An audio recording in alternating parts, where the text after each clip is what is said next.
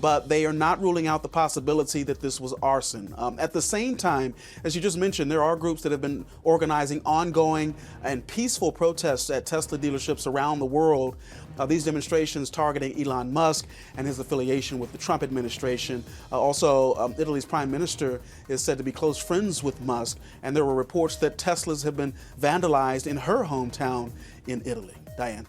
One of the most ambitious projects of our time, the Tesla Cybertruck, is on the verge of global collapse. This futuristic monster of steel, which promised to change the world of the automotive industry, has faced harsh realities. It is simply being banned in various countries around the world. The expected revolution in the world of electric cars is turning into a real war on wheels, and at the center of this storm is Elon Musk himself. What happened to the Cybertruck, which was once stars to mesmerizing applause, but now has turned into an object of hatred, criticized and humiliated in the world markets? And police in Italy are investigating possible arson after a fire destroyed more than a dozen Tesla vehicles. Elon Musk is calling the incident at a Rome dealership terrorism. This comes as Tesla has been the target of recent protests around the world. It all started with some unpleasant news. Almost all Cybertrucks produced by Tesla have been recalled by governments. The reason? Too dangerous and unaesthetic designs. Did you ever imagine that you could rip off a panel glued down with glue? Yes, it has happened. The Cybertruck's trim is peeling off, and the consequences can be far more serious than just aesthetic dissatisfaction. This unfortunate design is based on cold-rolled stainless steel, which is used in space rockets, but apparently isn't quite suitable for city roads. And that's far from the only problem. The mystery continues to unfold amid growing anger in the UK, where police are seizing Cybertrucks due to certification issues. And what's important, it's not just an accident. The problem is the size, nearly 7,000 pounds of weight and more than 2 meters wide. Imagine driving down narrow English streets and there's a huge metal wall in your way. And that's not all, angled edges that look cool, but are completely non-compliant with safety standards. Soon after, waves of protests begin around the world. KTLA Samantha Cortese joins us live with more on the wave of vandalism in protest of Elon Musk and his role in Washington. Sam? Hi, Sharon, Micah. The ATF and FBI are collaborating with federal, state, and local law enforcement to investigate acts of domestic terrorism surrounding Teslas. So what is the future of this device when it faces such harsh realities? Perhaps the situation will be just as tense in other markets. Australia, for example, is facing the problem of a rigid body structure because if a kangaroo or other animal gets in the way, the consequences could be devastating. And on the roads of China and Europe, there are still plenty of restrictions for this type of car. And so, in the midst of this global hysteria, Elon Musk is harshly criticized, and some countries decide to ban the Cybertruck altogether. So what's next? Will Tesla be forced to surrender its dream to safety and adjust this car to banal sterility? Or is the world just not ready for a real revolution, and this canvas of steel here is too brutal a challenge to the usual norms? In today's video, we'll get to the bottom of what's behind this ban and what's really happening to a car that was supposed to be a symbol of a new era. Hey Diane, this investigation really just beginning, and one of the key elements will of course be the surveillance video, and investigators potentially have a lot of it to work with as they try to figure out what caused this fire. We know that surveillance footage has been turned over, including video from each of the cars, which could prove vital to understanding what happened here, because each vehicle has its own camera system that works even when the car is off, and 16 cars burned in this fire. And right now investigators don't know what caused it. The Tesla Cybertruck has been the object of adoration and anticipation over the past few years.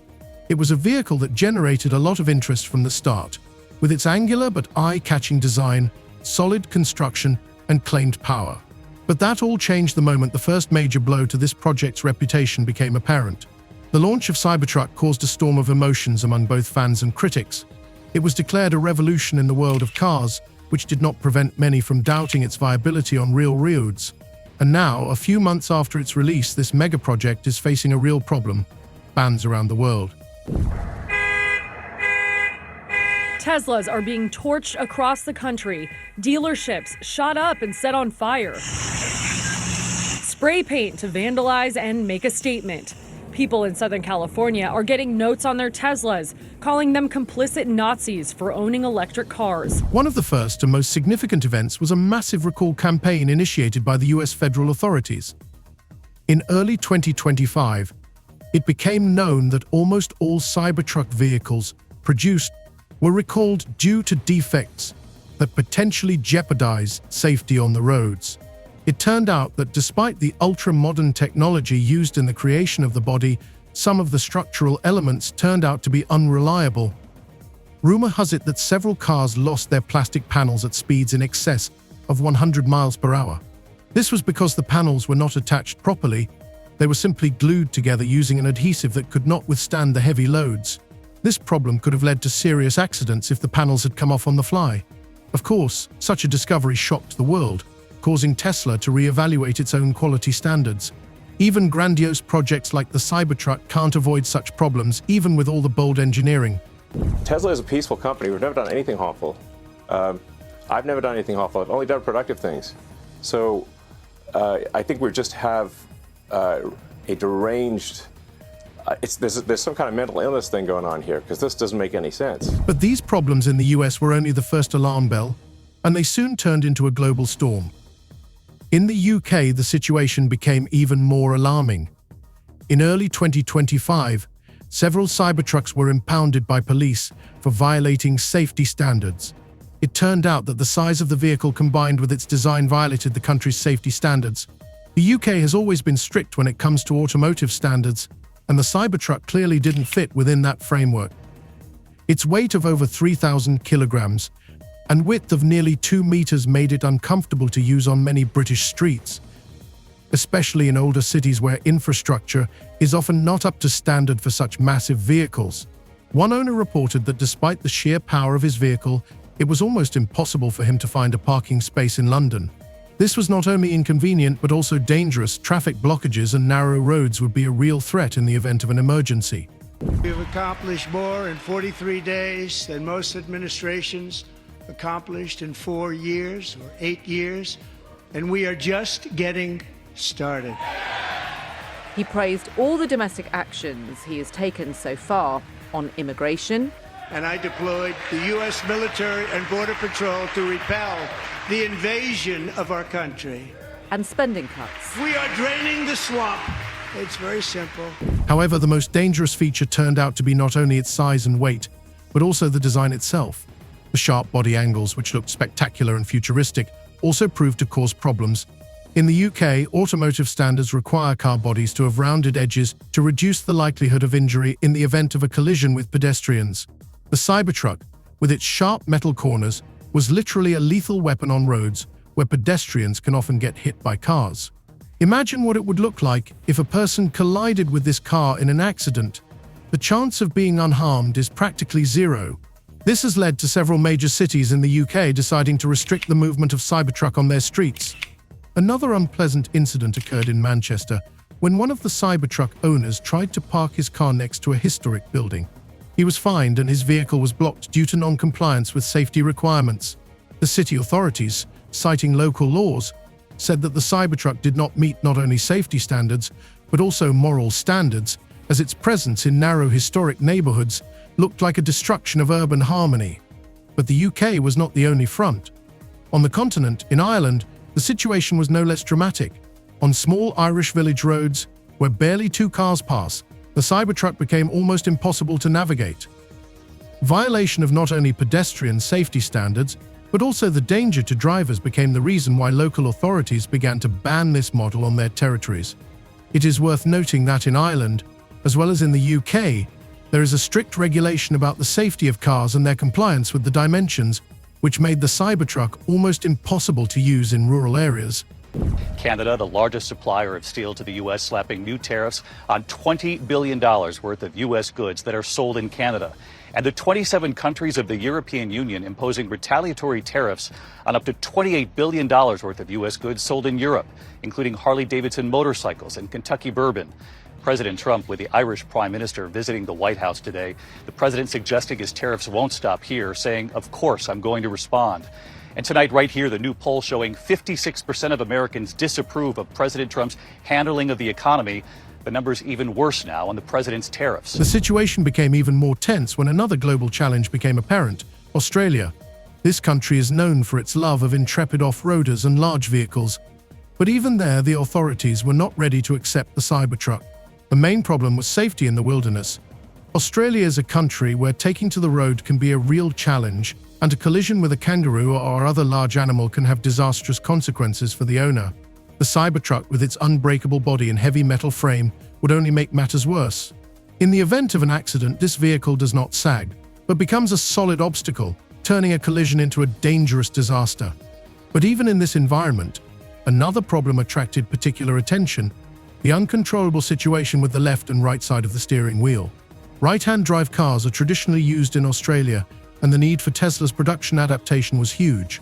The cost of redesigning the entire production line seemed so great that it was easier for Tesla to give up producing the car in this market. Even so, the problem remained, because given the lackluster response to the Cybertruck in Australia, the model was unlikely to have future prospects. The problems with the Tesla Cybertruck became all-encompassing, and the situation on the international stage continued to deteriorate. In contrast to the initial excitement surrounding the project, each new day now brought news of new bans and a growing number of countries refusing to accept the Cybertruck. Of course, its safety remained the central issue. This was the problem faced by the many countries that refused this ambitious project, especially in Europe, Asia, and Australia. However, whereas before only specific features of the vehicle, such as its gigantic size or design flaws, were discussed, the discussion has now shifted to global dimensions and questions about the very philosophy of vehicle design and global safety standards. We begin with the president's trade war escalating tonight. This evening, the retaliation against the United States, Canada, and the European Union responding quickly, just hours after President Trump's 25% tariff on all steel and aluminum coming into the United States. In Australia, the problems associated with the Cybertruck were so significant that local authorities blocked its sales for several years to come. And the problem is not just about safety. Unlike other countries, where it was a matter of design features, another problem arose in Australia: infrastructure. Australia is a country with unique natural conditions, and in order to move normally across its vast territories, specialized vehicles are needed. Against this backdrop, sources inside Tesla say that even before it officially banned the Cybertruck, Australia issued ultimatums about adapting the vehicle to survive in the harsh environment. The vehicle was expected to be equipped with systems that could handle a wide variety of climates and road conditions, but even that proved insufficient. In addition, the right-hand drive issue was an unpredictable challenge for Tesla. Australia, like the UK, requires cars to be equipped with right-hand drive, making production difficult and uneconomical. Tesla, despite its reputation for innovation, could not meet this technical challenge. And so, when it became clear that adaptation to Australian requirements was impossible, the local authorities decided to block sales of the Cybertruck altogether for an extended period of time. This case became a landmark, because for many people it became a symbol of how the global ambitions of the company collided with reality. Tesla shares have slumped by more than 9% amid a fall in sales in Europe. The electric vehicle maker posted lower sales across 5 European countries, including France and the UK. Joining us now to discuss this is CBS News foreign correspondent Remy Inocencio.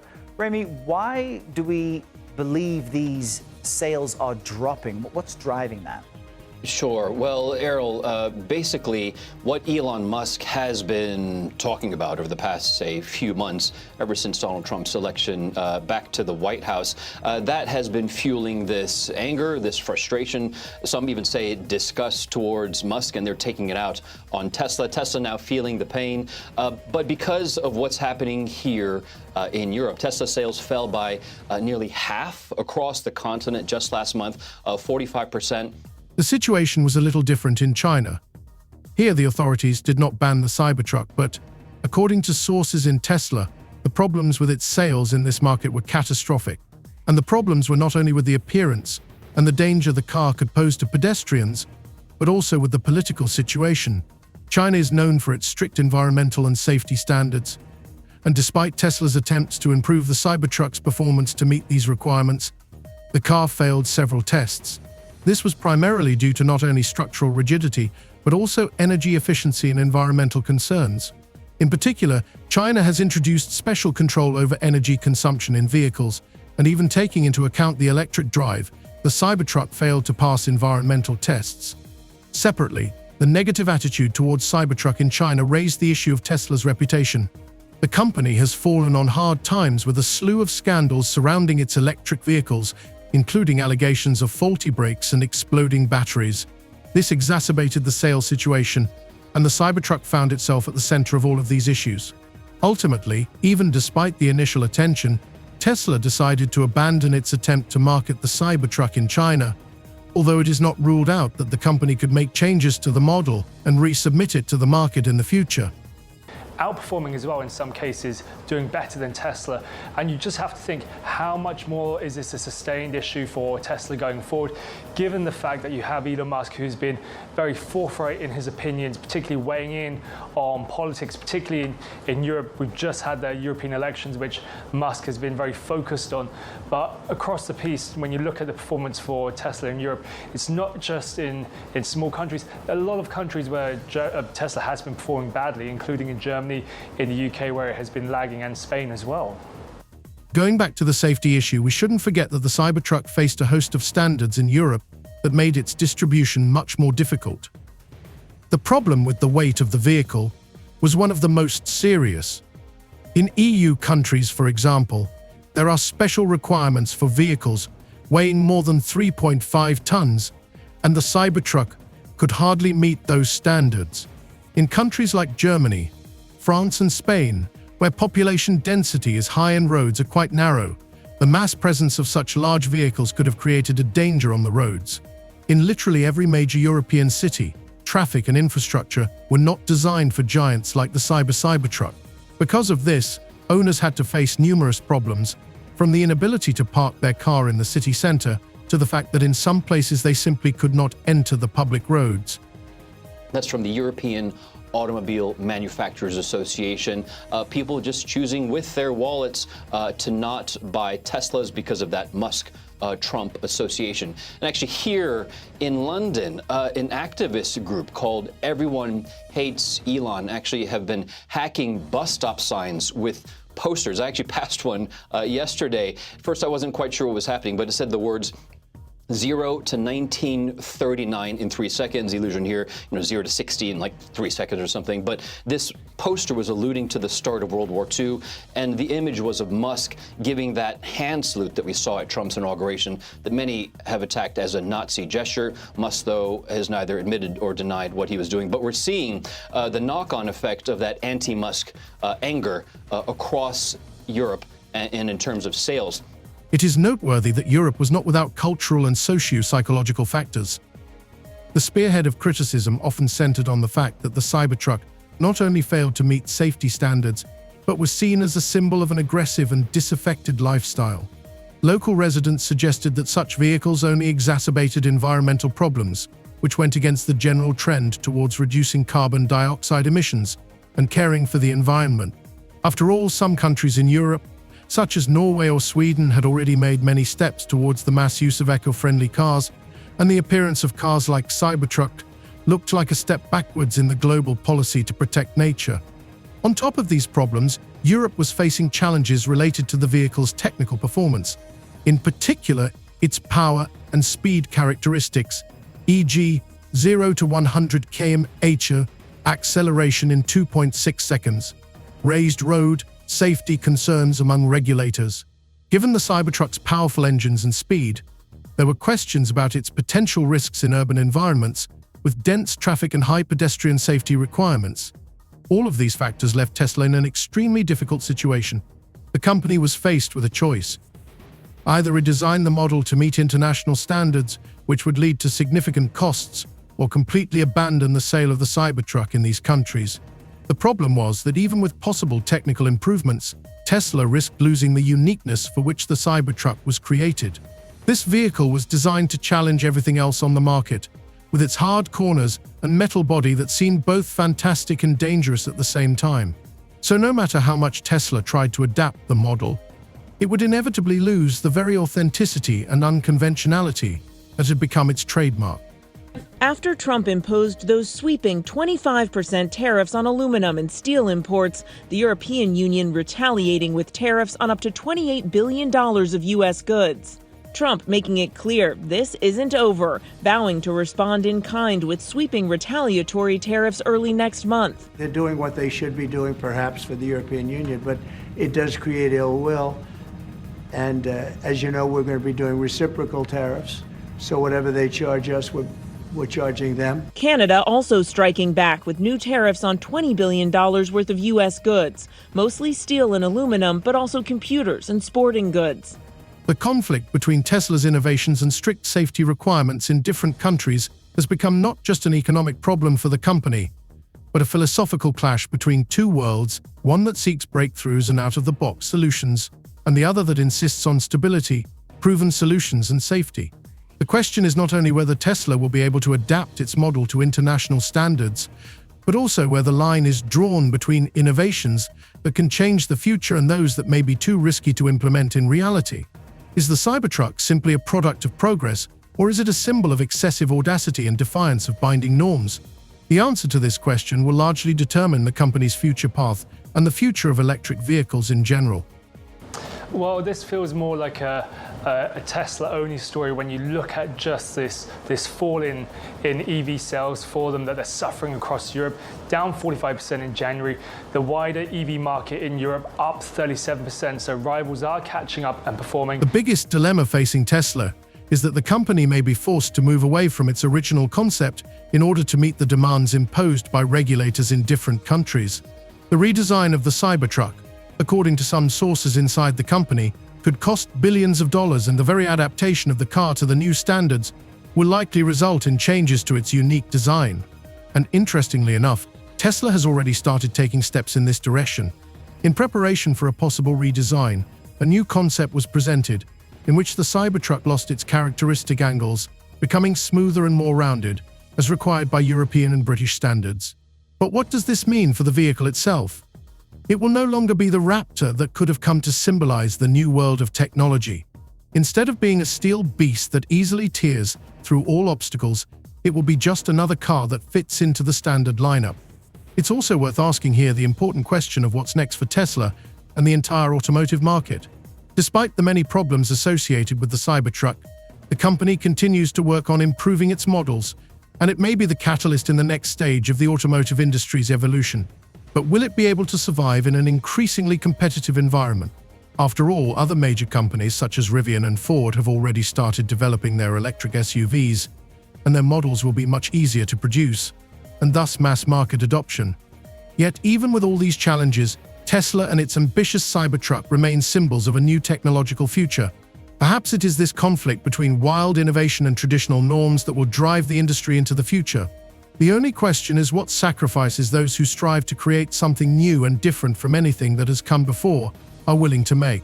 These choices will no longer be about just one car, but about the entire automotive industry, which is on the cusp of huge changes. Will the Cybertruck be a symbol of the coming revolution, or will it be a reminder of how difficult it is to break established norms in an attempt to create something exceptional?